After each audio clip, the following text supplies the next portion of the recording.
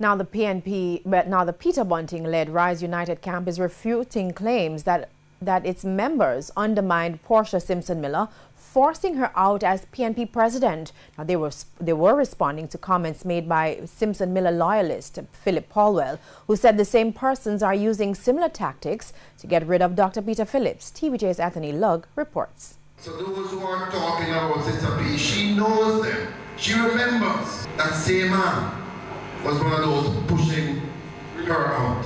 And the undermining continued with Peter Phillips. Scathing critique from the PNP's Region 3 Chairman Philip Paulwell about members of the Rise United camp at a meeting in Portmore St. Catherine recently.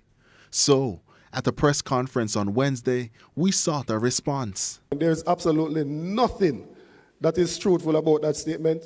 To support that statement, Rise United's campaign manager Dr. Dayton Campbell pointed to the fact that constituency members, including Angela Brown Burke, are integral members of their team. Be reminded as well, Comrade Bunting was brought back into politics by Comrade Portia Simpson Miller. So we have nothing but love and respect. He condemned the comments made while outlining that his camp is focused on positioning the party to defeat the Jamaica Labour Party when an election is called. Those persons on the other side have sought to misinform and create mischief by a lot of insinuations. Chairman of the Rise United camp, Mark Golding, also made this assertion. When she decided it was time to go, it wasn't Peter Bunting who succeeded her. Right? So the idea that we are the ones who pushed her out, it doesn't make any sense.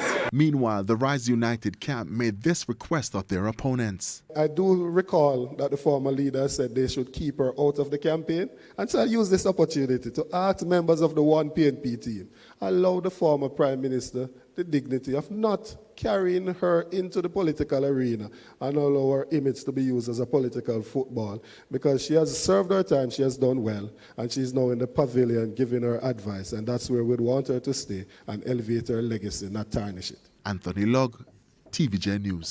A homeowner of Mannings Hill Road in St. Andrew is crying foul as he says a commercial operation in the community has been making life hell for his family. The resident insists that the operation is not only a breach but a nuisance and is calling on the Kingston and St. Andrew Municipal Corporation to intervene. From a distance, it looks like residential property, fitting in with other homes on Mannings Avenue in St. Andrew. However, it's understood that this house has been conducting commercial business over the past 2 decades, much to the annoyance of the neighbors. That business have several businesses such as car wash, bike shop, hairdressing salon, bar. A neighbor who did not want to be identified brought the matter to our newsroom, insisting that in addition to operational breaches, he has been forced to contend with varying categories of nuisances. It's not been approved by the KCC or the NEPA.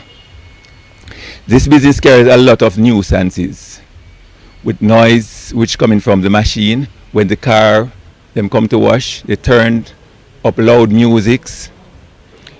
With the tipping of the bike, the revving of the bike, that caused us to not even our television in our home. He says those issues escalated as the number of business operations increased. The excessive use of water for the car wash started impacting his property. They have a pit that built on the wall, which used to bring some pit on the wall that was too close, which used to bring water on the property. Spoke to them over and over. However, in 2016, it got worsening.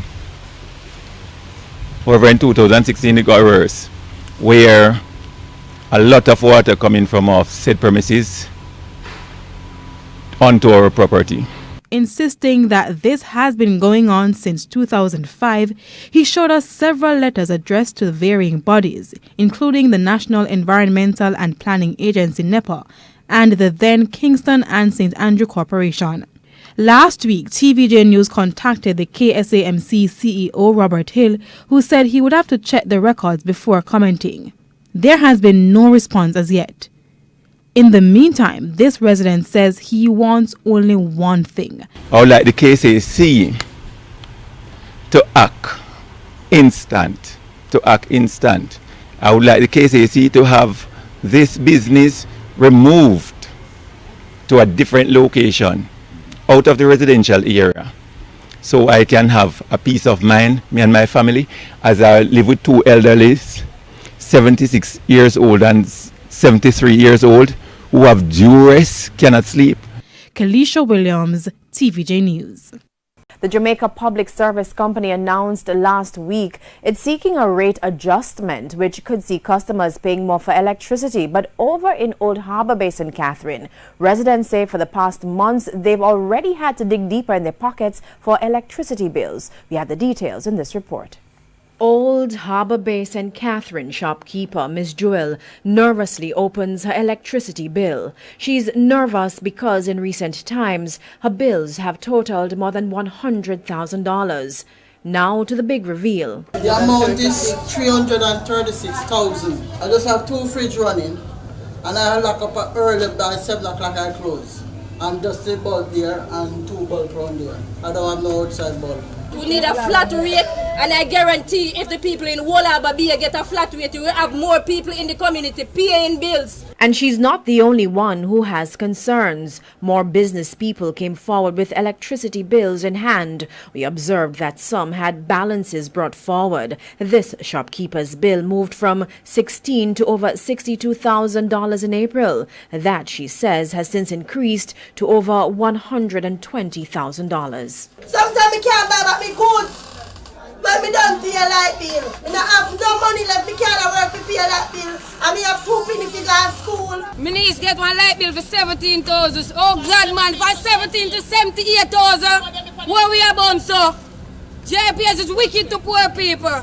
And me say we need a competition. We need to represent somebody from young at JPS to come and keep on meeting with we. We want to represent, we want somebody from down there to come and represent we and sit down and talk to we. And give you a proper, decent talk because good God, man. From shops to homes, the cry was the same. The people went to great lengths to show us their level of energy consumption, complaining that the current charges are unjustified. Lloyd Grant is the councillor for the Old Harbour South Division. I'm also a victim of those high light bills from JPS. What I get to understand is that the system that we have in Old Harbour Bay is a system that they call the RAM system, I think it is. It is a computerized system, so you don't have a meter at your house. What it does, they read those meters, I think, from their head office in Kingston. When we contacted the JPS, we were told that the residents have not lodged a formal complaint. The JPS, however, highlighted some irregularities in the area, among them electricity theft and customers subletting electricity. The Light and Power Company, however, admitted that it was experiencing challenges with its meter readings. The residents are being asked to contact the Old Harbour Bay office as the issues can only be resolved on a case-by-case basis. Welcome back to Primetime News and a special welcome to those watching on onespotmedia.com. Following Friday night's fire at a children's home in St. Andrew, the Kingston and St. Andrew Municipal Corporation will be carrying out more building inspections to ensure safety plans and equipment are in place. We have details in this report. Daylight revealing the extent of fire damage at the Jamaica National Children's Home in Papine, St. Andrew. Window panes missing from sections of the top floor and yellow caution tape telling unauthorized persons to keep out. Despite the tragedy,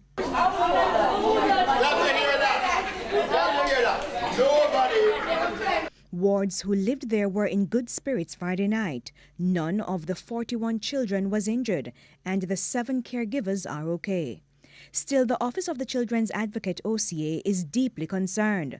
The fire at the Jamaica National Children's Home comes on the heels of another fire which destroyed the Walker's Place of Safety in January 2018. The OCA says it will be investigating this latest fire, which has left an estimated $150 million worth of damage.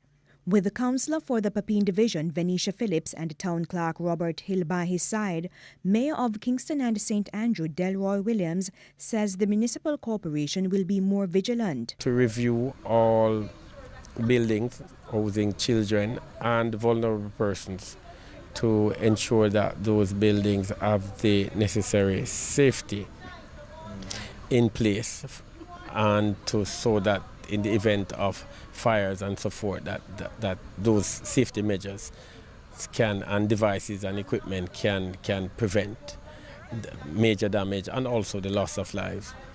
So that's something that we will be taking up under the Building Act. We also will be looking at the other fire. He also made this appeal to schools and other institutions. Take the necessary steps to ensure that we have appropriate fire safety devices, sprinklers and so forth in place in our institutions, in all the buildings. And also we commit that the KCMC will also be ensuring under the Building Act, acting under the Building Act, to ensure that we have, where necessary, that we ensure that these fire safety equipment and devices are in place in structures across the municipality. The Minister of National Security, Dr. Horace Chang, has revealed that the decision to break up the mobile reserve was partly influenced by the United States of America. He also revealed that a special operations unit is being trained to take over the duties of the mobile reserve when it is finally disbanded. More in this report from TVJ's Dwayne Anderson. The mobile reserve is better known in local circles for its tough policing style. But another rarely mentioned function it has is to help tackle transnational crimes, meaning to help stamp out drugs and money laundering networks. To do so, the Mobile Reserve needs to work with the United States of America. But in the words of the National Security Minister, Dr. Horace Chang, the Americans, quote, were not able to work with the Mobile Reserve. So did the Americans refuse to work with the Mobile Reserve due to the numerous allegations of extrajudicial killings? Dr. Chang did not address that specifically, but had this to say about the Americans and the Mobile Reserve. But among their chants, remember, they came under the American Lay Act, which means the American partners. We have to work with international with our various agreements in transnational crime. We're not able to work with the Mobile Reserve.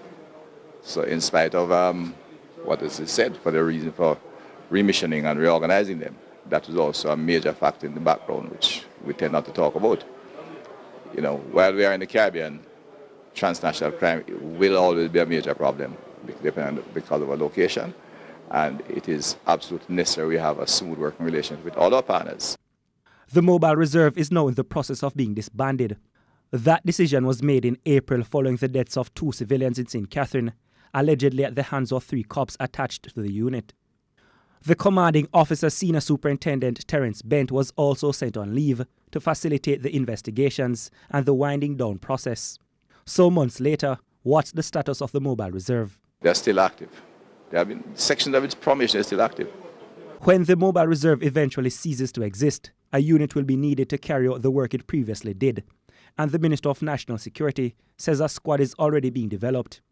Dr. Chang says this specially trained unit will include some current members of the Mobile Reserve.